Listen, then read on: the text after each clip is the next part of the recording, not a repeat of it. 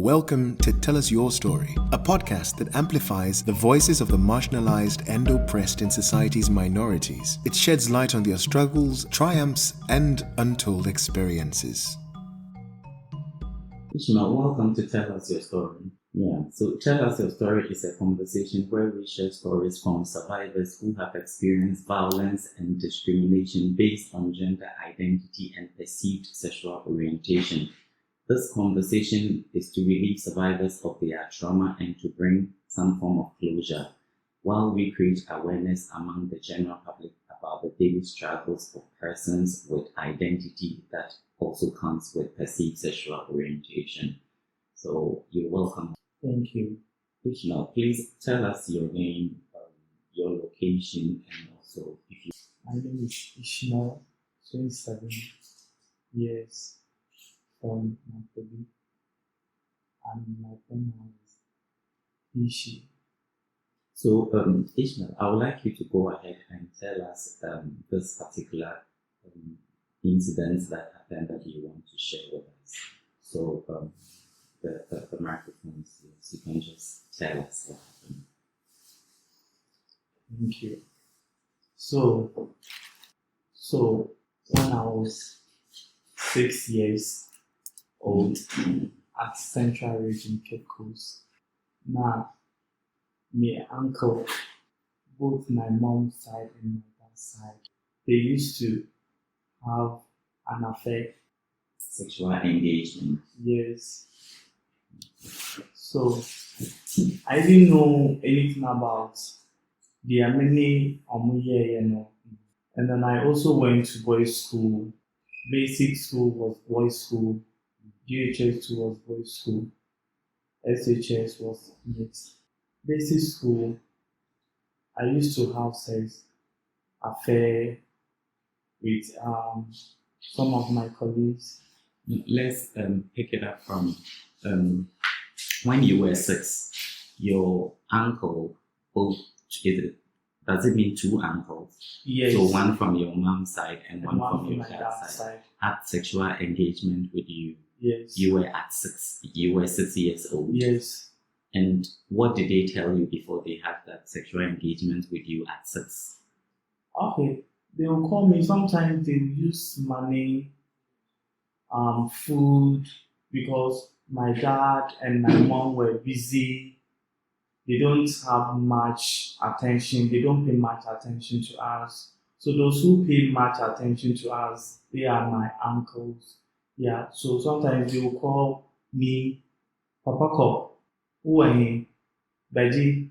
So when I turn to them, then they will start playing those things on me. Were your parents living together at the time? Sometimes. Sometimes they live together and sometimes they don't live at the same place. Yes. And so it is when either they are living together or they are not living together. That is when either you go to your uncle's side, your mom's uncle, brother, or your dad's brother. Okay, so when my mom is not at home where my dad stays, then my uncle gets a chance to do that to me. And when it comes to my mom's side, when my mom is not at home, then my uncle also gets a chance to do that. So they were all around the family house. They were all around where you were staying, but they were not the people that were taking care of you. Yes. Okay, so they were just supporting in taking care of you. Yes. And so when they had the sexual engagement with you, was your mother aware, or did you tell your mom? I didn't, but she was aware of what was going on. How did your mom get to know if you didn't tell her? Okay, so there was one of my auntie that came and then caught her in the act. Okay. Yeah. Then she told my mom what I did. Actually, they didn't blame my uncle. No, let me. At the time, 6 years, your auntie told your mom what you did. How old was your uncle at the time? Probably, do you have an idea how old he was? Okay, at that time, he was 20 to 30, yeah. He was around his 20 to 30, that range. And so when your mom found out that your uncle was having the sexual engagement with you, what was her reaction towards you, and secondly towards the uncle? She beat you. I will never forget that moment. Even cry, Omodi brought, Omumami, we Kotodi, no Omodi brought to me. He's also say 6 years now. Yeah. Who uncle anyone have a sexual engagement? Your mom beat you up and gave you a block in your hands whilst you were kneeling as a punishment. As a punishment for your uncle sleeping with you. And that beating. What was her reason? I don't know the reason, but and then at that moment I didn't know whether I was wrong or right, because when we were doing that and I didn't know anything about that, but she and my uncle also were exchanging words and those stuffs.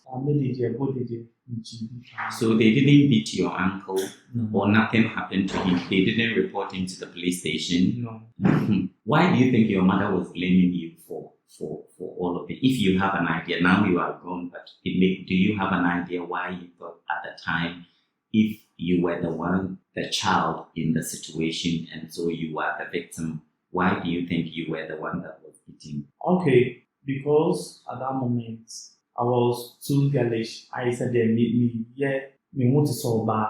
At that moment, now me want to solve bad. So maybe me because of me want to solve bad no. And then anytime I want to take that oba part and say, okay, me oba so bema and then have a affair. No, but if you are 6 years and you behave like you are a male child, 6 years male child, but you have effeminate tendencies, do you think at the age of 6 years you had any control over it? No. And so, Sewuka said, do you not think that was how you were born, or that was how you were? That was how I was born. Because you were 6. Yes. And so if at the age of 6 you were a male child and you behave like a female child, it is because this is how you are and this is who you are. Yes. And so your mom thought that because you are a feminine child, you are the one behaving like that and you are the one enticing your uncle. Yes. And so your uncle wasn't at fault, but the fault is with you. Wow. Okay. So they didn't report the case to the police station, nothing. And this was one of the uncle. And the other uncle, were you ever found with him? Or No. that one, No. there wasn't. So that one was between you and him, even till now. No, not now. I mean that happened. It's still a secret between you and him. Nobody knows about that one. Yes. But this one, because you were caught in the act, you were beaten and the blame was put on you because of your gender identity at the time. So moving on from that story, you went to secondary school, primary, junior high school, Yes. and then you had a sexual engagement with other guys in the school. Yes. And then what? So we were JHS, we used to play down multi games. Mm-hmm. So on our hostel, I tried, both of me and my colleague tried, but that thing didn't work. So I followed him to his place and then we had that thing. Mm-hmm. So he is in a group that, so on you have a sex, no, I catch a group member. So he told people in the school, and the people in the school got to know that he's had sexual engagement. Yeah. And what? And then they started pointing fingers on me. Pointing fingers on me too. The teachers, they are not free with me because of my sexual gender identity. It's at the time, like you said, you were a feminine person, and so some of the teachers were not happy with you because you were feminine presenting. How you look physically, they were not comfortable with it, and so they just didn't like you. And did it extend to some of the students that they had problem with you for behaving the way you behave, or looking the way you look, or being the way you are? Yes. Like the way they call me all sorts of names, sometimes in the house, school. So JHS, I was not having, someone that I can call my best friend, or someone I can even walk with because of the name that they were calling me and then the incident that happened. between me and then the other guy. So I was not like, You were alone basically. yes, So after JHS, I went to SHS and SHS to those I went to DHS with. They also came there and and spread the same. yes. So they started pointing fingers at me, calling me names. So I decided to drop out because of the names that I was getting. And when I come to the house too, the same thing. Like, I don't know. Which Now, people in the house were doing that? my family, because now they know what happened 6 years, and then they think I'm still doing that.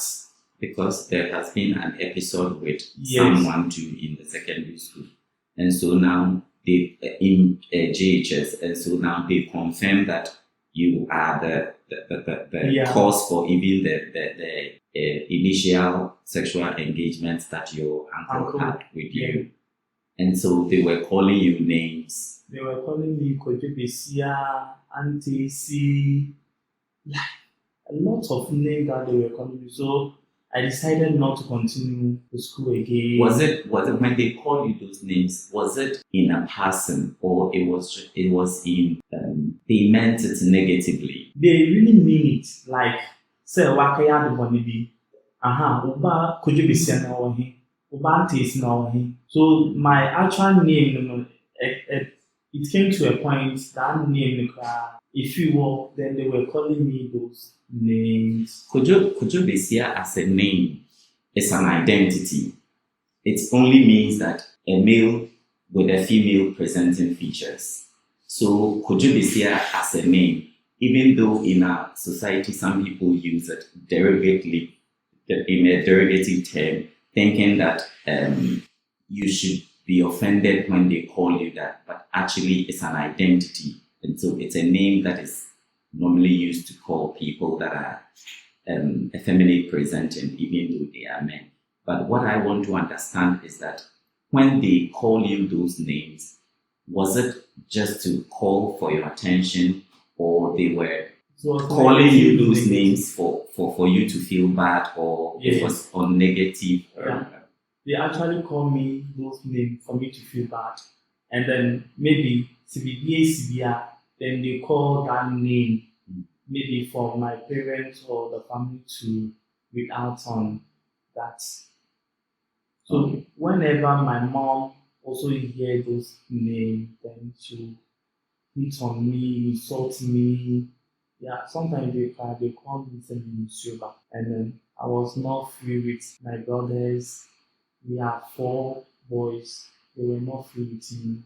They fight with me because of the way I am. And sometimes to eat in the house was a problem Why was it a problem? because they were not feeding me. They were not feeding me because the way I am. I mustn't be so bad.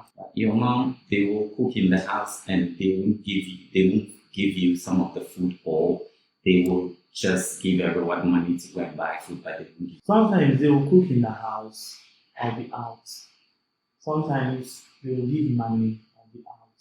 So like my whole life at Cape Coast was hell for me. So after we fight here, maybe secondary school, then I decided to run from the house.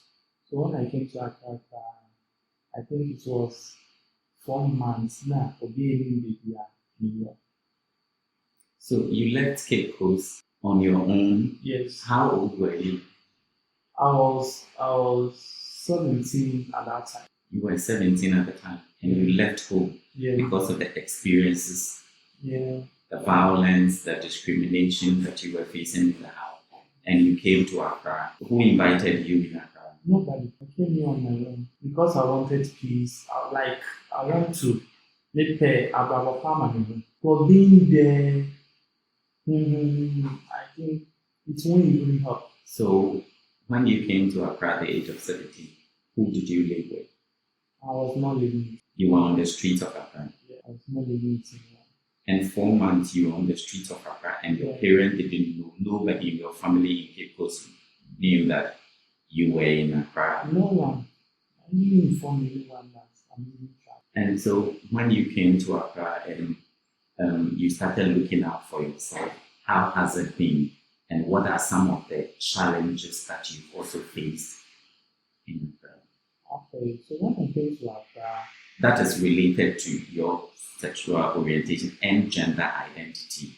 so when I came to Accra, I was like doing let me say the workout things. If you call me, then I'll come and then whatever you do after that, you do, I'll go. So it came to a point, someone invited me, and it was set up. Yeah, Speak up. it was set up. Ọmọ bù mí yé paa.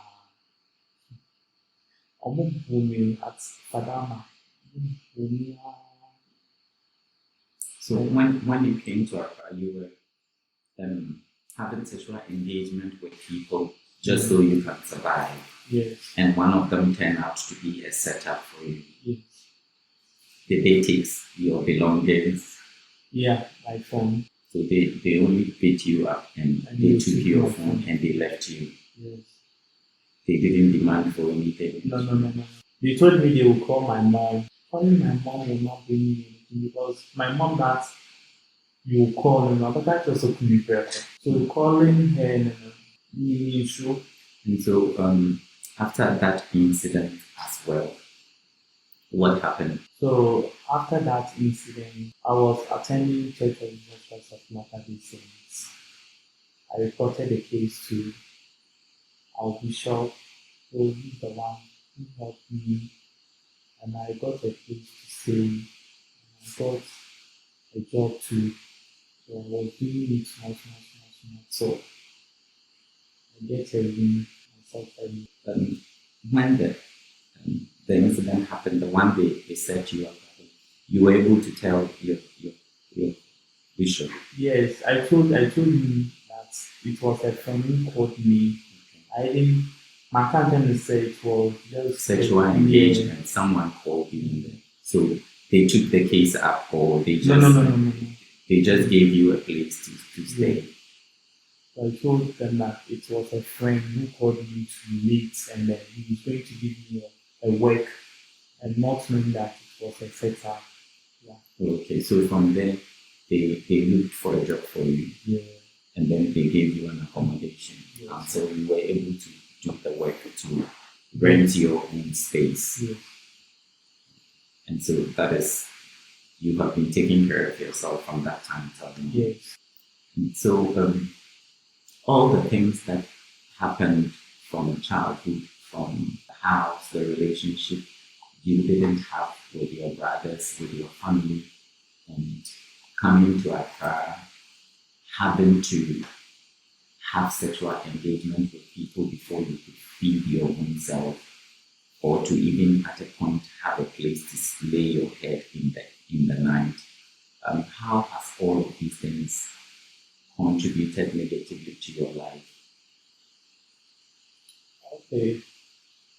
If Semini say na etia so me say so what happened 6 years ago was When you were 6 years, yeah when I was 6 years say nene your friend I would have tried as much as possible to avoid so that I will get that family love and then family love so that me too they will recognize me as like as person. so you think that if you had an idea at the time that this incident happened, that you were 6 years old, if you had an idea about what it was, probably you would have been able to tell a family in seeking for support and help, and rather not rejection and violence happening to you for someone violating you. Yes. And psychologically, I can understand how all of these things can play on you, make you look like you are the victim and make you feel like you are the victim, and how that can go a long way to distract anything that you could do for yourself. Yeah. Like even the Cape Coast, the central region one, it was like Now it is say maybe Gaba because there may be no for me. There may be refer no waiting, refer waiting. I said, Let me ask this question. So, because of the way you present yourself, which is being an effeminate man, and you realize that you were having challenges with people didn't like you behaving like a man and all. At a point, did it in any way shape you or make you think like, no, because of the challenges I am facing for being a feminine man, I want to behave like a complete, I don't know what the word to use, but I want to behave the opposite. Yeah, you want to behave the opposite. Because your true self that you could not change is the one you are presenting to people. And they said, no, we don't want this. And so at any point in time, did you thought of changing myself to suit whatever everybody wants me to look like or what everybody wants me to behave? At that time, like changing, it won't even work because I had to say about suddenly changing in the cry, it will not work. And so you never at any point in time in your life thought that because people don't like me being a feminine person, I mean changing one as a means something where as a bear man, I mean looking more like a bear man. It never came to your mind. No. It's never came to your mind. So I came and then I started living on my own. Then I decided, okay, let me try as much as possible to be like a man. And then this one, I don't know whether it's working or. And so now, if you have to look, if you have to be accepted in a space or you to avoid any problem, you would have to behave or pretend to behave to suit what people want you to look like. I need to pretend as if everything is normal, and then it's now there. Please know. I am so sorry for you going through all the things that you've been through. I do not think that any child shouldn't have the protection of the family, especially from the parents, the ones you didn't have. I don't know how in future all that neglect plays in your life or what it does to you mentally, psychologically, even physically, what it does to you. But I am so sorry you have to go through all of this. We will try and see which ones we can address. We will speak with your mom and we will try to see, as long as these uncles are existent, they are still alive, we will try to get to them and understand why all of talk to them. Thank you very much for having this conversation. Thank you for opening up and sharing your story with us and to our listeners. Your voice really matters. Listeners, you are listening to this podcast on our YouTube page. Tell us your story. Follow us for more updates on new episode on our Instagram handle at Quigef. Quigef is Qugef. And on our Twitter handle, same Quigef, Qugef. YouTube, tell us your story. Please hit the subscribe button. Thanks for your support. It means the world to us.